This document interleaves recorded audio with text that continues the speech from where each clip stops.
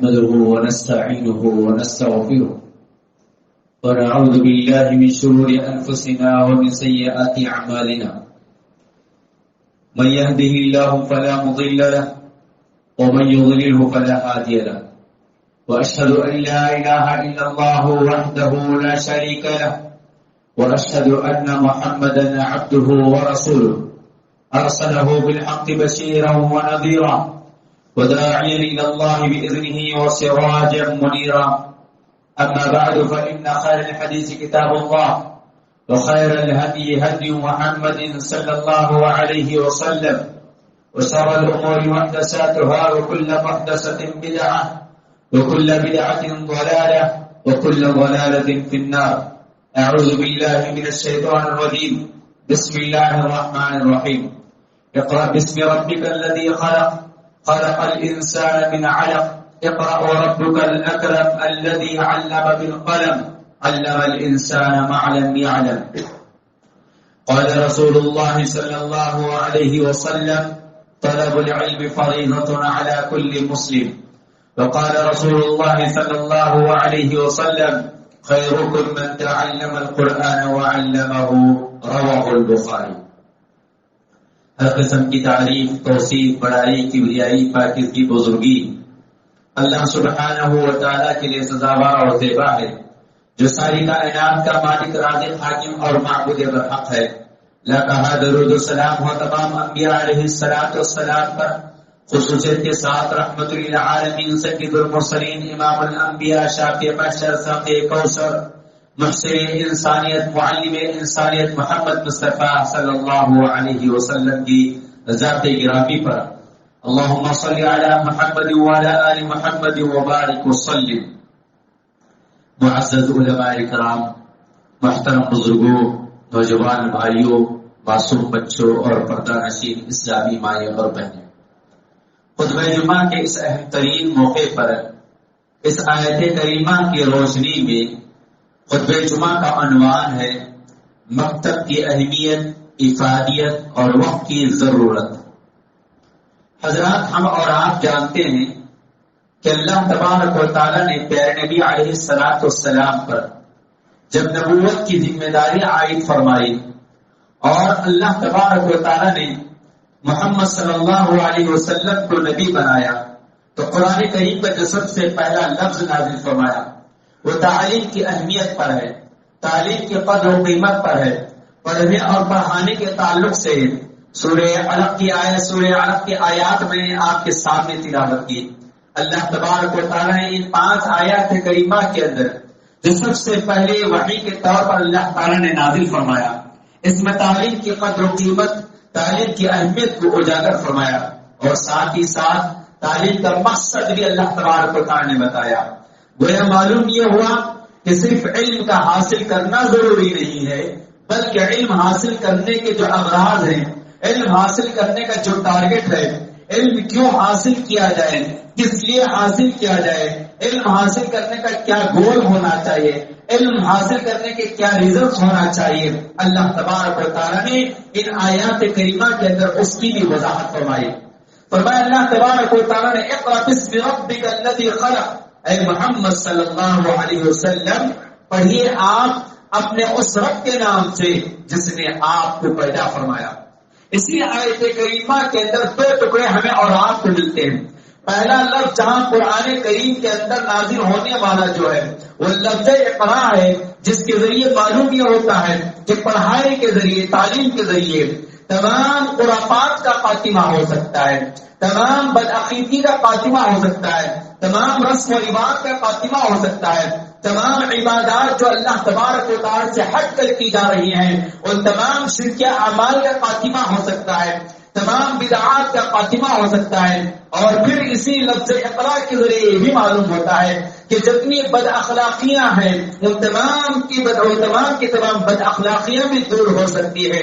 اس آیت کریمہ کے نزول سے پہلے جب ہم عرب کے ماحول کا جائزہ لیتے ہیں، جب ہم سرزمین عرب کا ماحول کا جائزہ لیتے ہیں تو یہی بات ہمیں معلوم ہوتی ہے کہ ایک جانب کعبۃ اللہ کے اندر 360 بتوں کی پوجا پاٹ کی جاتی تھی، گویا وہاں شرک پایا جاتا تھا، عبادات کے اندر خرافات پائے جاتے تھے، رسم و رواج پائے جاتے تھے، بد اخلاقی پائی جاتی تھی، شراب و کباب پایا جاتا تھا، چوری اور قبضہ اور حرام کمائی کا معاملہ عام تھا، یہاں تک کہ اپنی ہی اولاد کو زندہ درگور کرنے کا بھی معاملہ تھا۔ ان تمام ایسے برے ماحول کے اندر، اس تاریخی کے اندر جو سب سے پہلا لفظ اللہ تبارک و تعالی نے نازل فرمایا وہ لفظ اقرا ہے۔ کیوں؟ اس لیے کہ لفظ اقرا کے ذریعے عقیدے کا سدھار ہو سکتا ہے، لفظ اقرا کے ذریعے عبادات کا سدھار ہو سکتا ہے، لفظ اقرا کے ذریعے انسانیت کی آخرت بنتی ہے، لفظ اقرا کے ذریعے انسان اپنا بھولا ہوا سبق یاد کرتا ہے، لفظ اقرا کے ذریعے انسان بنتا ہے، لفظ اقرا کے ذریعے اس کا کردار بنتا ہے، اس کا کیریکٹر بنتا ہے، اس کا اخلاق بنتا ہے، اس کے معاملات ٹھیک ہوتے ہیں، وہ صحیح بزنس مین بن سکتا ہے، وہ صحیح شہری بن سکتا ہے، وہ صحیح مسلمان بن سکتا ہے لفظ اقرا کے ذریعے۔ لیکن لفظ اقرا کے ساتھ ایک شرط رکھی اللہ تبارک و تعالی نے۔ ہمارے پاس اس وقت لفظ اقرا تو ہے، پڑھنا اور پڑھانا تو ہے، تعلیم کا ایک جال تو پھیلا ہوا ہے، اسکول اور کالجز اور یونیورسٹیوں کی کمی نہیں، پڑھنے والوں کی کمی نہیں اور علم حاصل کرنے والوں کی کمی نہیں ہے، لیکن کمی ہے تو اللہ تبارک و تعالی نے علم حاصل کرنے کے ساتھ جو شرط رکھی ہے اس شرط کی کمی پائی جاتی ہے، اس شرط کے ساتھ علم حاصل کرنے والوں کی کمی پائی جاتی ہے۔ وہ شرط کیا ہے؟ اقرأ باسم ربک الذی خلق، اس رب کے نام سے ہمیں اور آپ کو پڑھنے کا حکم دیا گیا ہے جو ہمارا اور آپ کا خالق ہے۔ اگر علم کے ذریعے انسان اپنے خالق کو نہیں پہچانتا ہے، علم کے ذریعے اگر انسان جو اپنے معبود برحق کو نہیں پہچانتا ہے، علم کے ذریعے اگر انسان توحید پرست نہیں بنتا ہے، علم کے ذریعے اگر انسان سے توحید رسالت کو توحید کو نہیں مانتا ہے، علم کے بغیر علم کے ساتھ جو ہے انسان کو رسالت کا علم نہیں ملتا ہے، اس علم کے ذریعے اگر عقیدے آخرت کا علم نہیں ملتا ہے، اس علم کے ذریعے انسان کو قبر کی زندگی کے معاملات نہیں ملتے ہیں، اس علم کے ذریعے اگر انسان کو حشر کی عدالت میں کھڑے ہونے کا علم نہیں ملتا ہے، اس علم کے ذریعے انسان کو اللہ تبارک و تعالیٰ کی عظمت اور اس کی محبت نہیں ملتی ہے، اس علم کے ذریعے اگر اللہ تبارک و تعالیٰ کی قدرت اسے نہیں معلوم ہوتی ہے، اس علم کے ذریعے پیارے نبی علیہ السلام کے اعلیٰ اخلاق نہیں معلوم ہوتے ہیں، اس علم کے ذریعے انسان اپنی زندگی کا مقصد نہیں جانتا ہے، تو اس علم کا کوئی فائدہ نہیں۔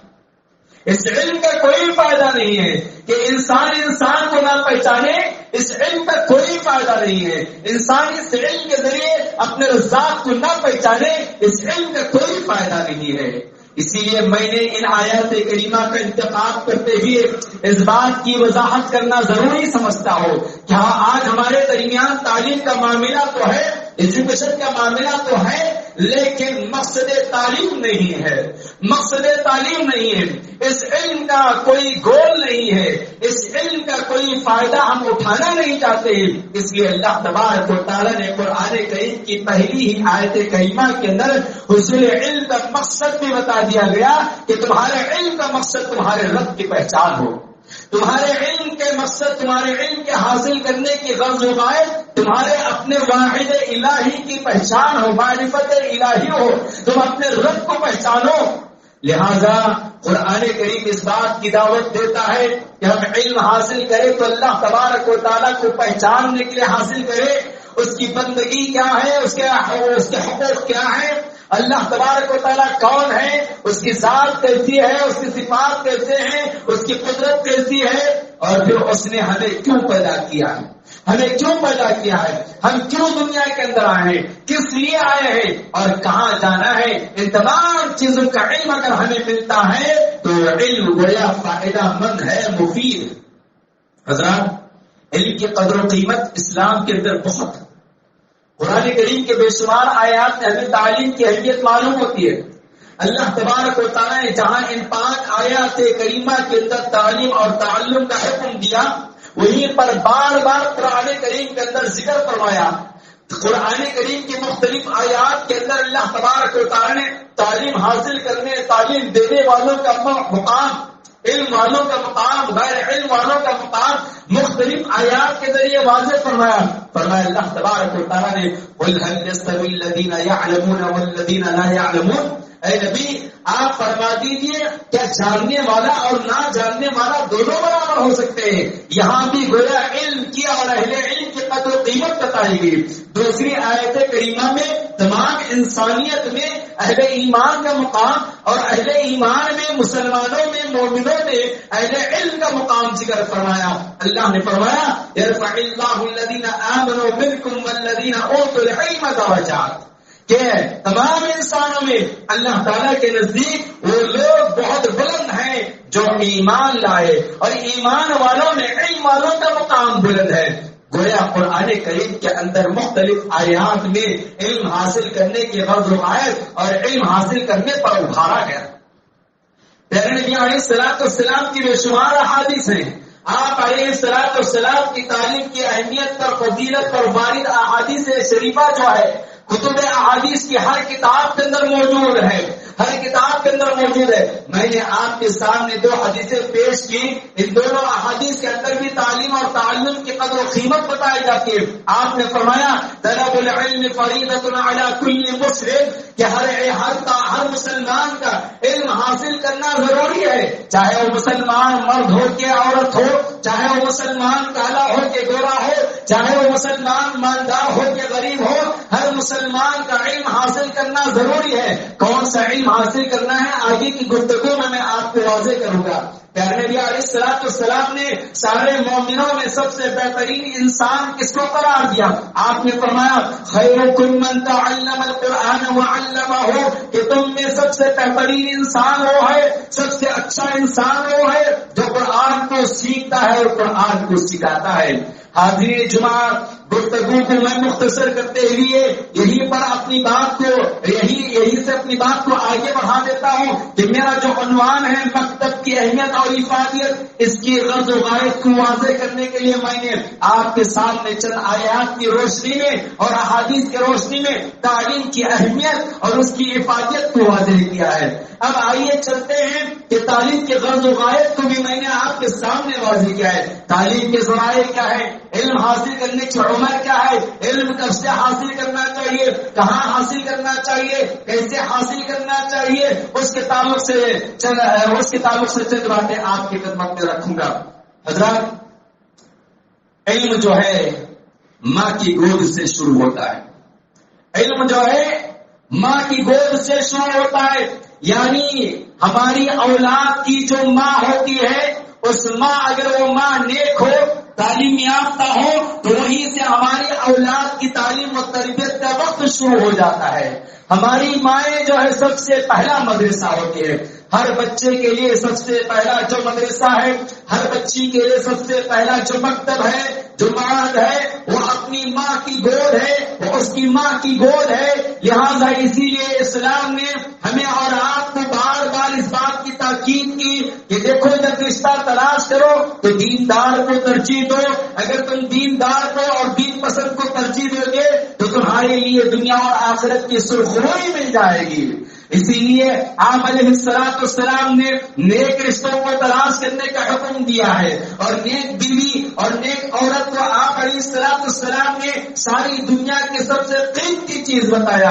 آپ نے فرمایا الدنیا کلھا متاع وخیر المتاع الدنیا المرأة الصالحہ، کہ ساری کی ساری دنیا فائدہ اٹھانے کی چیز ہے، لیکن اس دنیا کے اندر سب سے قیمتی اور فائدہ اٹھانے کی جو چیز ہے وہ نیک اور صالح عورت ہے، نیک اور صالح خاتون ہے۔ ہماری اولاد کا سب سے پہلا جو مدرسہ ہے وہ ہمارا گھر ہے اور ہماری بیویوں کے گود ہے۔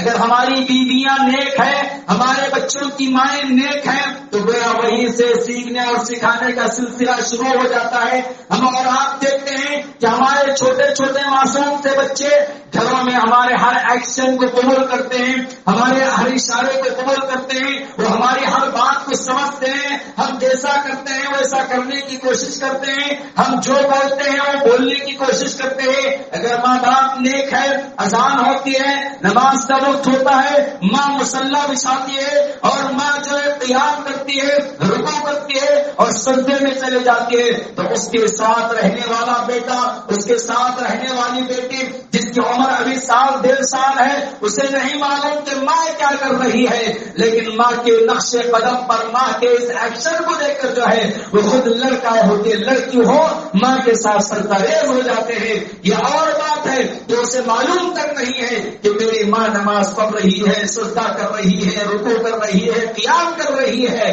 بہرحال ماں باپ کو دیکھ کر بچے سیکھتے ہیں، اور ہمارے گھروں کا جو ماحول ہے ہمیں بیان کرنے کی ضرورت نہیں ہے، ہم خود اپنے اپنے گھروں کا جائزہ لیں کہ ہماری اولاد کو تعلیم یافتہ بنانے کے لیے، ہماری اولاد کو تربیت یافتہ بنانے کے لیے ہم نے اپنے گھر کو کہاں تک دینی ماحول کے اندر رکھا ہے۔ ہمارے گھر کے اندر ہماری اولاد کے لیے، ہمارے گھر کے اندر ہماری آل و اولاد کے لیے ان کی دنیا کے تمام قسم کے عیش و آرام کے سامان اپنی اپنی طاقت کے مطابق ہم نے رکھا ہے۔ بچہ رویا، موبائل رکھ دیا، بچہ دوسرے کے گھر میں جا کر ٹی وی دیکھنا شروع کیا، گھر میں بڑا سا ٹی وی لا کر لگا دیا، بچے کو گرمی ہو گئی اے سی لگا دیے، بچے کو فلاں ہو گیا، ہر قسم کی سہولیات ہم نے اپنے گھروں کے اندر ہماری آل و اولاد کے لیے رکھا ہے۔ لیکن سوال یہ ہے کہ ہماری اولاد کو دیندار بننے کے لیے، انہیں نیک بننے کے لیے، انہیں صالح بننے کے لیے، ان کو اپنی دنیا سے بڑھ کر اپنی آخرت کی فکر دلانے کے لیے ہمارے اپنے گھر کے ماحول کے اندر ہم نے کہاں تک دین کو قائم رکھا ہے، ہم نے کہاں تک ماحول بنا کر رکھا ہے۔ آئیے آگے چلتے ہیں۔ یہ مرحلہ گھر کا مرحلہ ہے، ہماری بیویوں کے گود کے مراحل ہیں۔ اگر ہماری بیویاں نیک نہیں، ہماری مائیں نیک نہیں، تو ہماری آل و اولاد نیک بن جائے، تعلیم یافتہ بن جائے، اچھے اخلاق والے ہو جائے، موحد بن جائے، یہ بہت مشکل ماحول ہوتا ہے۔ اور دوسرا جو کام کرنا، دوسرا جو معاملہ ہے وہ ہمارے گھروں کا دینی معاملہ ہے۔ لہذا آپ سے عاجزانہ اور درخواست کرتا ہوں کہ اپنے گھروں کو دینی ماحول بنائیے۔ آپ کے گھر کے اندر قرآن کریم کی تلاوت ہو، احادیث رسول کا مطالعہ ہو، سیرت النبوی علیہ السلام کی تعلیم رکھی جائے، کھانے پینے کے آداب سکھائے جائے، اپنی اولاد کے ساتھ بیٹھے، انہیں ٹائم دے، انہیں انبیاء کے قصے سنائے، صحابہ کی قربانیاں سکھائے اور آخرت کی فکر دلائیں، خبر کے بارے میں بتائیں، جہنم اور جنت کے بارے میں بتائیں، جہنم کا ڈر پیدا کرے اور جنت کا شوق پیدا کرے، اور اسے اس کے خالق سے ملانے کے لیے روزانہ گفتگو کرے، اٹھتے بیٹھتے چلتے پھرتے۔ اور اس کے بعد تعلیم حاصل کرنے کا جو دوسرا مرحلہ آتا ہے وہ مکتب کا مرحلہ آتا ہے۔ مکتب یعنی مساجد کے اندر جو صبح شام چلایا جانے والا تعلیم کا جو نظام ہے اس کو مکتب کہتے ہیں، جس کے اندر بچے پڑھتے ہیں، جس کے اندر بچے پڑھتے ہیں، چھوٹے چھوٹے بچے پڑھتے ہیں، 4 سال کی عمر سے لے کر 15-16 سال تک کے لڑکے اور لڑکیاں پڑھتے ہیں۔ اس ماحول کو جو ہے مکتب کہا جاتا ہے۔ اگر مکتب کی اہمیت اگر ہم کو اور آپ کو جاننا ہے تو یہاں جن کی عمریں 40 کے اوپر گزر چکی ہیں یا جن کی عمریں 30 کے اوپر 50 کے اوپر گزر چکے ہیں وہ اپنے زندگی کے ابتدائی مراحل کو یاد کرے کہ آج آپ کو جو سورے یاد ہیں، آج آپ کو جو مسائل یاد ہیں، آج آپ کو جو دعائیں یاد ہیں، آج آپ جو نماز پڑھ رہے ہیں، یہ سب کچھ آپ نے اور ہم نے اپنے بچپن میں سیکھا ہے، اسی طرح کے مکاتب کے ذریعے، اسی طرح کے پڑوسی معلمین اور معلمات کے ذریعے کسی حافظ صاحب نے سکھا دیا، کسی باجی نے سکھا دیا، کسی معلمہ نے سکھا دیا، وہی سیکھا ہوا معاملہ آج 55 کی عمر میں 60 کی عمر میں بھی چل رہا ہے۔ گویا مکتب ہماری اپنی زندگیوں کا ایک لازمی جز ہے۔ ہمارا بچہ گھر سے نکلتا ہے اور تعلیم حاصل کرنا چاہتا ہے تو اس کے لیے سب سے پہلی سنی جو ہے وہ سب سے پہلا مرحلہ گھر سے باہر تعلیم حاصل کرنے کا وہ مکتب ہے، اور مکتب ہمارے مساجد کے اندر چلتے ہیں اور ہمارے محلے کے اندر چلتے ہیں۔ حضرات، مکتب کی جو عمر ہوتی ہے علم حاصل کرنے کی وہ بہترین عمر ہوتی ہے۔ اس عمر کے اندر حاصل کیا ہوا علم جو ہے ساری زندگیوں سے ازبر رہتا ہے۔ اس عمر کے اندر حاصل کرتا تربیت جو ہے اسے ہمیشہ یاد رہتی ہے۔ لہذا اس مکتب کی اہمیت کو جانتے ہوئے ہمیں اپنی اولاد کو مکاتب کے حوالے کرنا چاہیے۔ ہر مسجد کے اندر چلنے والے مکتب کو جو ہے ہم اہمیت دینا چاہیے، اور ہر محلے کے اندر چلنے والے مکتب جہاں خالص توحید کی تعلیم اور خالص قال اللہ اور قال رسول کی تعلیم دی جاتی ہو وہاں اپنے اولاد کو بغیر کسی عذر اور بہانے کے ہمیں اپنے اولاد کو بھیجتے رہنا چاہیے. حضرات، آج کے جو ماحول ہے، آج جو تعلیمی نظام بن رہا ہے، آج کا جو سلیبس ہے، اس کے اعتبار سے تو ہمیں اور آپ کو چاہیے کہ مکتب ہمارے لیے بہت بڑی نعمت ہے. مکتب جو ہے ہمارے لیے ہماری آل و اولاد کے دین و ایمان کی، اس کے اخلاق کی، اس کی تربیت کی حفاظت کے لیے گویا یہ آکسیجن ہے.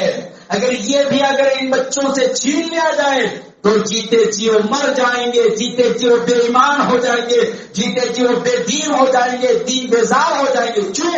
اس لیے کہ آج کا جو تعلیمی نظام ہے، آج کا جو سلیبس میں پڑھایا جاتا ہے، آج جو اسکولوں کا ماحول ہے، آج جو کالجوں کا ماحول ہے، یہ بڑا زہریلا ماحول ہے، جہاں نفرت، جہاں بدتمیزی، بدعقیدگی کی تعلیم دی جاتی ہے، جہاں اسلام کا نام اور شان نہیں پڑھایا جاتا ہے، جہاں پیارے نبی کا نام تک نہیں بولا جاتا ہے، جہاں اللہ تعالیٰ کی عظمت بیان نہیں کی جاتی ہے، جہاں صبح سے شام تک ہمارے بچے 6 سے 8 گھنٹے وہاں اس ماحول میں رہتے ہیں جس ماحول میں اسلام کا نام و نشان نہیں رہتا ہے. اور جب شام میں آتے ہیں تو شام میں بھی پھر اسی کی تعلیم کی تیاری میں لگے رہتے ہیں. تو نتیجتاً ہماری آل و اولاد کے دل و دماغ سے اللہ تعالیٰ کی قدر و قیمت اور توحید کی اہمیت اور دین و ایمان کی قدر و منزلت ختم ہو جاتی ہے، اور وہ بے دین ہو جائے گی اور بے رحمتی کا شکار ہو جائے گی. کیا آج ہماری آنکھوں کے سامنے یہ واقعات دیکھنے کو نہیں مل رہے ہیں کہ تعلیم کے نام پر آج ہماری اولاد کس قدر بد اخلاقی کا شکار ہے؟ چاہے وہ نوجوان لڑکے ہو کہ لڑکیاں ہوں، آئے دن ہم اور آپ سوشل میڈیا پر دیکھ رہے ہیں کہ کالج کے نام پر ہماری لڑکیاں کہاں کہاں جا رہی ہیں، کالج کے نام پر، تعلیم کے نام پر ہمارا نوجوان لڑکا کس قدر بے رحمتی کا شکار ہے. اس لیے کہ اسے بچپن کے اندر صحیح تعلیم نہیں دی گئی، اس لیے کہ وہ تعلیم حاصل کرنے کے عمر کو پہنچا تو اسے ایسا ماحول ملا کہ جہاں دین و ایمان کی بات نہیں ہوتی ہے، دین و ایمان کی بات نہیں ہوتی ہے. اب جس وقت سینٹرل گورنمنٹ نے ایک ایسا سلیبس تیار کر رکھا ہے کہ جس کے ذریعے اسلامی تہذیب، اسلامی کلچر، اسلام کا نام اور شان، اسلامی تاریخ، ساری کی ساری چیزیں ختم کر دی گئی ہیں، کیا پھر اس تعلیم کے علاوہ ہمیں اور آپ کو اپنی اولاد کو دین و ایمان پر قائم و باقی رکھنا ہے یا نہیں رکھنا ہے؟ اگر قائم اور باقی رکھنا ہے تو سوائے ان مکاتب کے کوئی اور راستہ ہمیں نظر نہیں آتا ہے. لہذا ہم کو چاہیے کہ ذمہ داران مساجد، ذمہ داران محلہ اپنی نسل نو کی حفاظت کے لیے، اپنی آل و اولاد کی حفاظت کے لیے، اپنے مسجد میں آنے والے مسلیوں کی اولاد کی حفاظت کے لیے مکاتب کے نظام کو مضبوط بنائے، اس کا سلیبس ہے اس کے نصاب کو لے کر چلائے اور وہی نظام اپنائے جو نظام مدارس میں چلتا ہے، اسی نظام کو اپنائے جو نظام اسکولوں میں چلتا ہے. بڑی پابندی کے ساتھ، اوقات کے ساتھ، سلیبس کے ساتھ پڑھایا جائے، لکھایا جائے، سمجھایا جائے اور بااخلاق بنایا جائے. میرے محترم حاضرین جماعت، خلاصے کے طور پر میں آپ سے اپیل کرنا چاہتا ہوں، دردمندانہ گزارش کرنا چاہتا ہوں کہ جس قدر ماحول بڑی تیزی کے ساتھ بدل رہا ہے، ایسے وقت میں ہم سب کو ہماری آل و اولاد کو ڈاکٹر، انجینئر بنانے سے پہلے،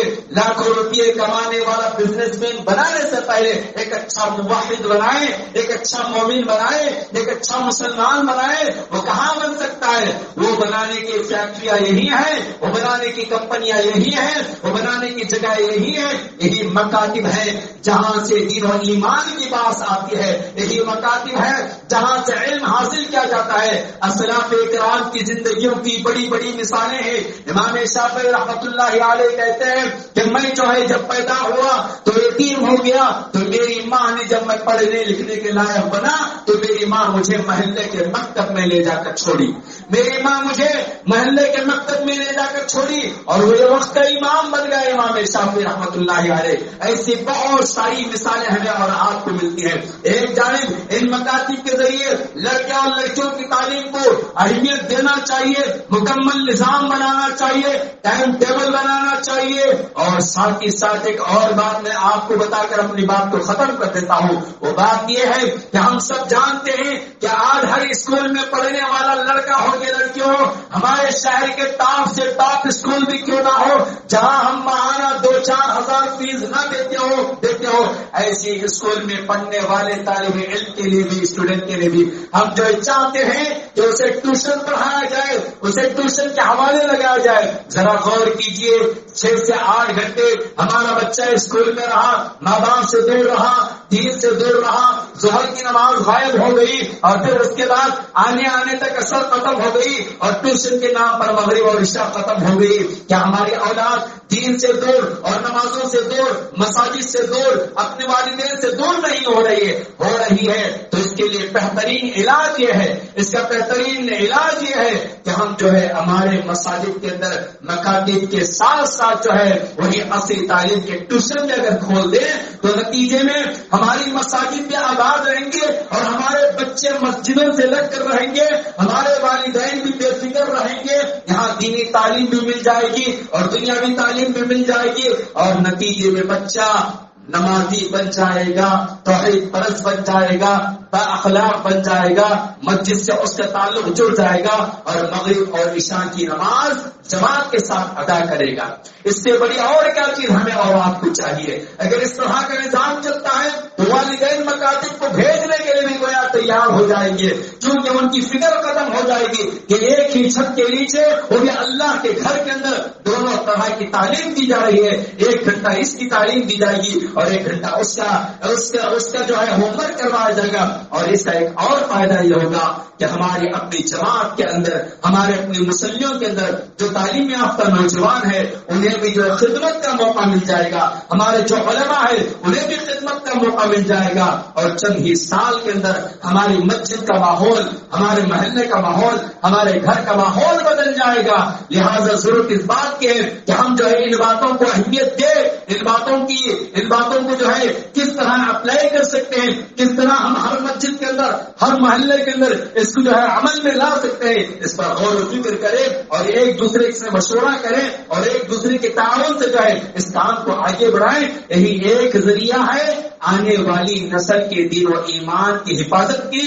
اگر اس ایک ذریعے کو بھی اگر ہم نے اور آپ نے کھو دیا تو آنے والی نسلوں پر دین و ایمان کا نام و نشان نہیں ہوگا، اور ہم نتیجے میں جو ہے ان کی وجہ سے ہماری دنیا اور ہماری آخرت دونوں تباہ اور تاراج ہو جائے گی. آپ علیہ السلام کی جس حدیث کو میں نے آپ کے سامنے رکھا تھا، آپ نے جو فرمایا طلب العلم فریضۃ علی کل مسلم، علم کا حاصل کرنا ہر مسلمان پر ضروری ہے. وہ علم کا حاصل کرنے کا جو ضروری چیز ہے وہ بنیادی تعلیم اسی مکتب میں ملتی ہے، وہ بنیادی مسائل اسی مکتب میں ملتے ہیں. لہذا ہم کو چاہیے کہ ہر مسلمان پر جتنا علم حاصل کرنا جس کو حدیث میں بتایا گیا ضروری ہے، وہ ضروری علم انہیں مکاتب کے اندر ملتا ہے. ہم اللہ تعالیٰ سے دعا کریں اللہ تبارک و تعالیٰ ہم سب کو صحیح معنی میں اپنی ذمہ داری کا احساس پیدا کرنے کی توفیق عطا فرمائے. اللہ تبارک و تعالیٰ ہماری نسلوں کی حفاظت فرمائے. اللہ تعالیٰ ہمارے نوجوانوں کی حفاظت فرمائے.